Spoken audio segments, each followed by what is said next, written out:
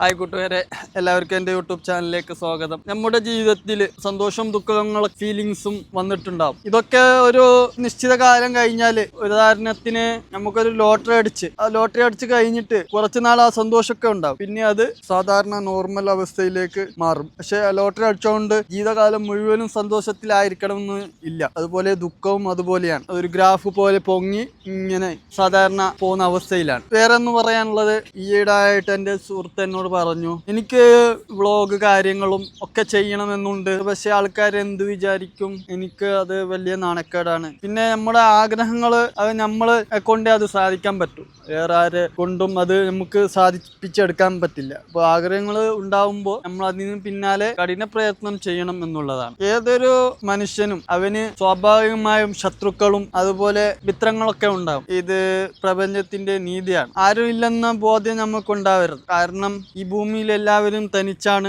ആരുമില്ലെങ്കിലും എല്ലാവരും ജീവിക്കും. ഈ സൂര്യൻ ഉദിക്കുന്നതും അസ്തമിക്കുന്നതും ഒക്കെ നമുക്ക് എല്ലാവർക്കും വേണ്ടിയാണ്, അല്ലാതെ ഒറ്റൊരാൾക്ക് വേണ്ടി മാത്രമൊന്നും അല്ല എന്നുള്ള യാഥാർത്ഥ്യം നമ്മൾ മനസ്സിലാക്കണം. പൈസക്കാരൊക്കെ പല ആർഭാടങ്ങളും പൊങ്ങച്ചവും, വലിയ വലിയ വീട് പണിയുന്നു, വാഹനങ്ങൾ വാങ്ങിക്കുന്നു, ഇതൊക്കെ സോഷ്യൽ മീഡിയകളൊക്കെ കാണാറുണ്ട്. അപ്പോൾ ഇത് കാണുന്ന സാധാരണ ഒരു ആള് വിചാരിക്കുക, അയാള് വലിയ സന്തോഷത്തിലാണ്, എപ്പോഴും അയാൾക്ക് എപ്പോഴും പണമുണ്ട്, അയാൾക്ക് നമ്മുടെ പോലെ ടെൻഷനും കാര്യങ്ങളും ഒക്കെ ഇല്ല, സുഖമായ ജീവിതമാണ്. സാധാരണ ഒരാള് അങ്ങനെയാണ് ചിന്തിക്കുക. മറിച്ച് പണക്കാരന് അങ്ങനെയല്ല. അയാൾക്കും അയാളുടേതായ പ്രഷറും കാര്യങ്ങളൊക്കെ ഉണ്ട്. അതിന്റെ ഇടയിൽ ആണ് അയാൾ സന്തോഷം കണ്ടെത്തുന്നത്. സന്തോഷം കണ്ടെത്തുക എന്നുള്ളത് അവനവൻ ചെയ്യേണ്ട കാര്യമാണ്, അല്ലാതെ വേറൊരാളെ കൊണ്ട് നമുക്ക് ചെയ്യിപ്പിക്കാനൊന്നും പറ്റില്ല. എല്ലാവർക്കും അവരുടേതായ വിഷമങ്ങളും സ്ട്രെസ്സും അതുപോലെ സമ്മർദ്ദങ്ങളും ഒക്കെ ഉണ്ടാവും. അപ്പൊ അതിനിടയിലാണ് സന്തോഷം കണ്ടെത്തുക. കാലത്ത് സോഷ്യൽ മീഡിയയുടെ അധിക ഉപയോഗം മൂലം നമ്മൾ ഉദ്ദേശിച്ച പല കാര്യങ്ങളും നടക്കുന്നില്ല എന്നത് സത്യമാണ്. കാരണം നമ്മള് ഇതൊരു അഡിക്റ്റ് ആയി പോയി പലർക്കും. എല്ലാവരുടെ കയ്യിൽ ഇപ്പോൾ നോക്കിയാൽ മൊബൈൽ ഫോൺ കാണാം, എന്തെങ്കിലുമൊക്കെ നോക്കുന്നുണ്ടാവും. മൊബൈല് നോക്കാതെ ആരും ഇക്കാലത്തും ഉണ്ടാവില്ല.